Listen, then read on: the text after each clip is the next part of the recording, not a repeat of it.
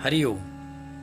राजा जनक आणि सर्वज्ञानी श्री अष्टावक्र यांचा ज्ञानसंवाद.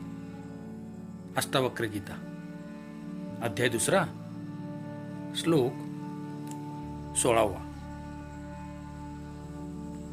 द्वैतमूलमहो दुःखम नन्यतस्या अस्ति भेषजम दृश्यमेतन मृषा सर्वम एकोहम चिद्रसोमलः.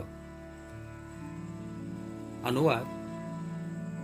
अहो, दुःखाचे मूळ कारण द्वैत आहे व त्याचे अन्य औषध काही नसून हे सर्व दृश्य खोटे आहे.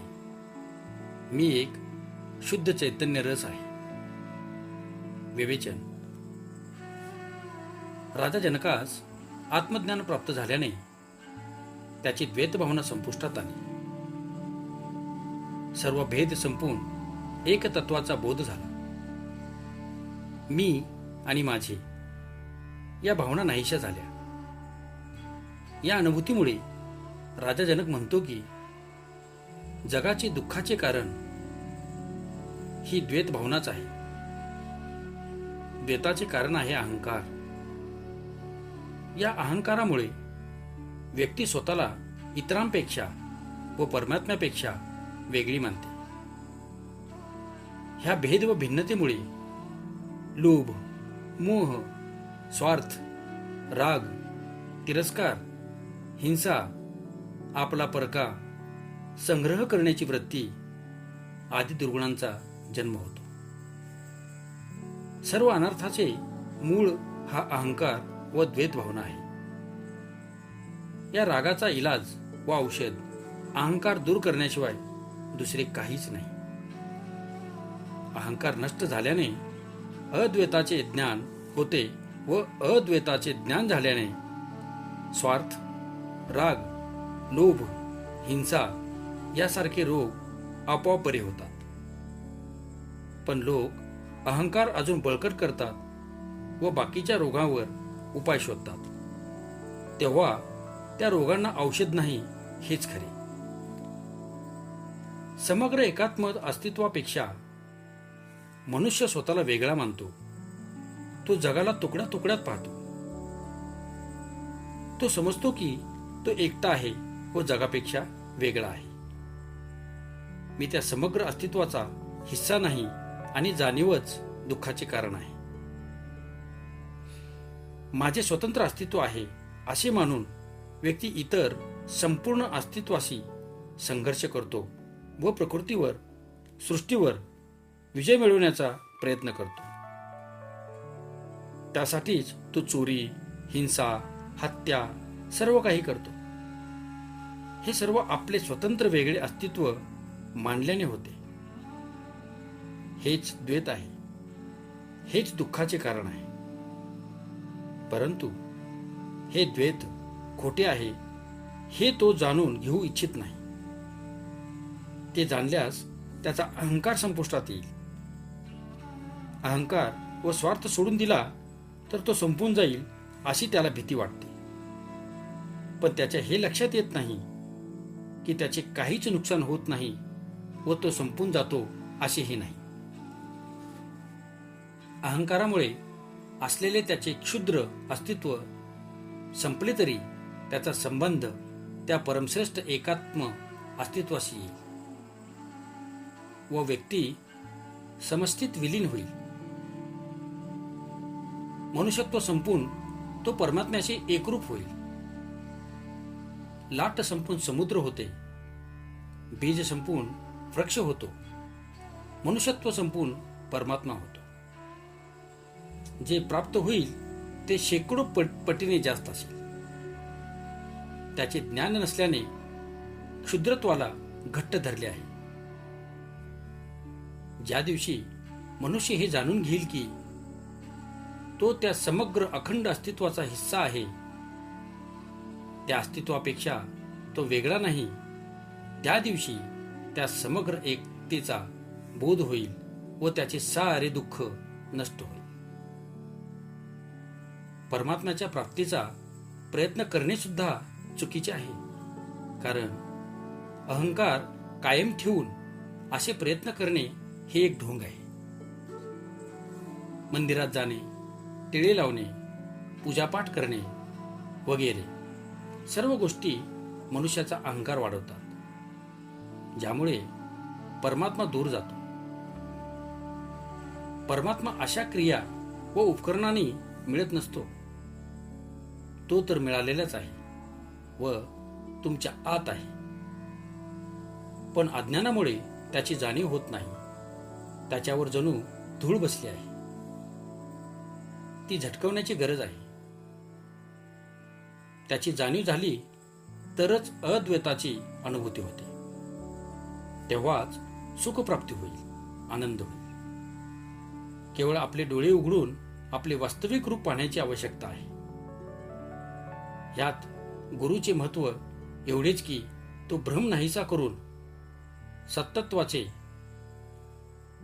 दर्शन घडवतो. जनकाला या समग्रतेचा बोध झाला, अद्वैताचा बोध झाला. तो जागा झाला व म्हणू लागला, मी शुद्ध चैतन्य रस आहे. सारे भ्रमाचे पडदे दूर झाले व हे गुरुकृपेमुळे साध्य झाले. हरिओम. राजा जनक आणि सर्वज्ञानी श्री अष्टावक्र यांचा ज्ञानसंवाद. अष्टावक्र गीता अध्याय 2, श्लोक 17. बोधमात्रो अहम अज्ञानदूपादि कल्पितो मया एवं विम्रशक्तो नित्यं निर्विकल्पे स्थितिर्मम. अनुवाद. मी फक्त बोध आहे, परंतु अज्ञानामुळे उपाधीची कल्पना केली गेली आहे. ह्याप्रमाणे नित्य विचार करीत मी निर्विकल्प स्थितीत आहे. विवेचन. राजा जनक आपल्या आत्मानुभूतीची अभिव्यक्ती करताना क्रमशः आत्मा म्हणजे काय याचे विवेचन करीत सांगतात की मी आत्मा असल्यामुळे शुद्ध बोध आहे. आत्मरूपाची सृष्टी अखंड आहे. त्याचे विभाजन करता येत नाही. त्या आत्म्याला तुकड्या तुकड्यात पाहणे चुकीचे आहे. आत्मा संपूर्ण आहे. त्याला भिन्न भिन्न शरीरात वा पदार्थात विभागित केल्याचे त्याची उपयोगिता नष्ट होते. समग्रतेचे सौंदर्य नष्ट होते. शरीर जसे एक आहे तसेच व त्या स्थितीतच ते सुंदर आहे, पूर्ण आहे. जर प्रत्येक अवयवाला वेगवेगळे मानून त्यांचा एक दुसऱ्याशी संबंध तोडून टाकला तर त्या छिन्न विछिन्न देहाची काय स्थिती होईल? अशीच परिस्थिती या जगाची आहे.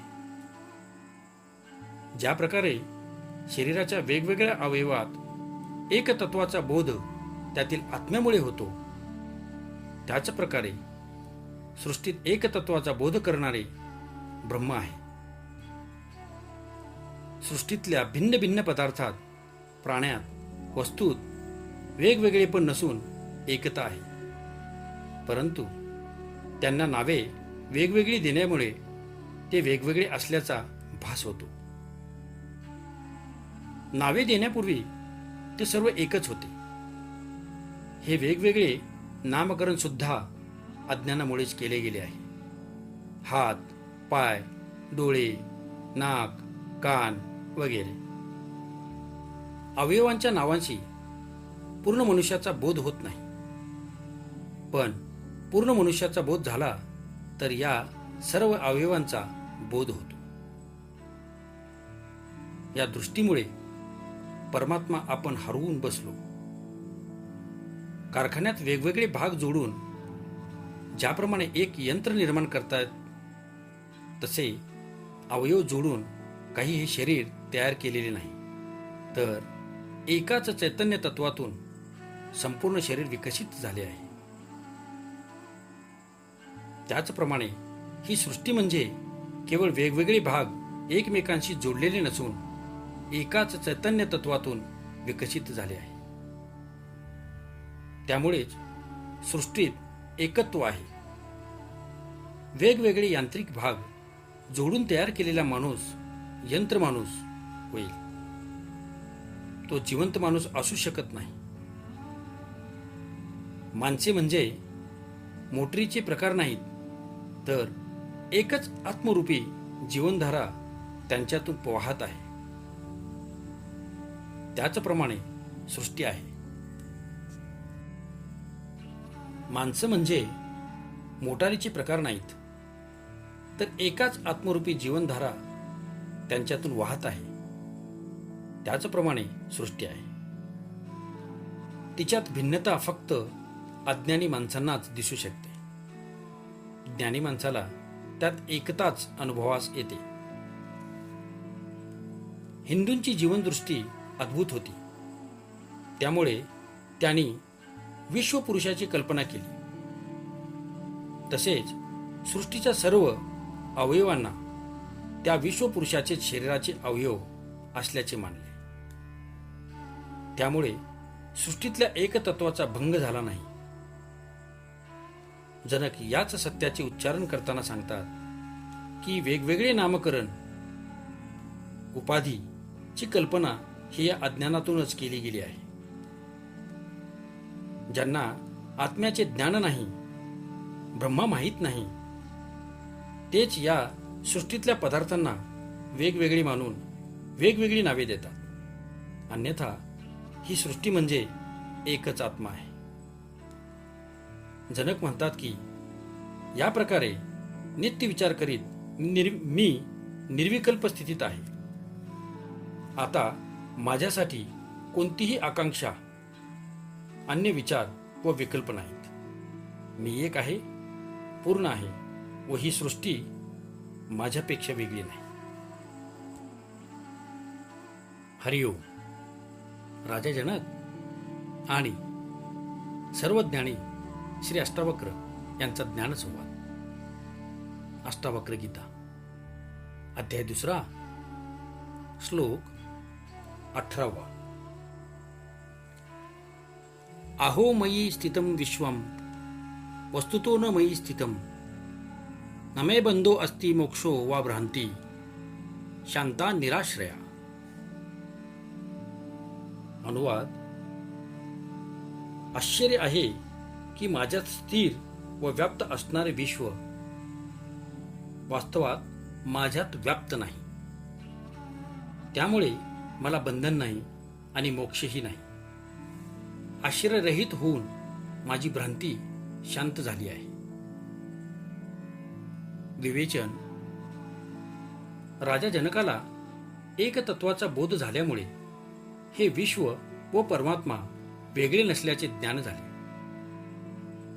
परमात्मा हाच आत्मा व हे विश्व त्याचाच विस्तार आहे. जेव्हा बंधन असते तेव्हाच मुक्तीची कल्पना करता येते. बंधनाचा अर्थ असा होतो की आपण मुक्तीसाठी धडपडतो आहे व आपल्याला बांधून ठेवणारा कुणी दुसरा आहे. अज्ञानाच्या स्थितीत मी विश्वाला आत्म्यापेक्षा वेगळा समजत होतो. त्यामुळे संसारातून मुक्त होण्याची इच्छा बाळगत होतो.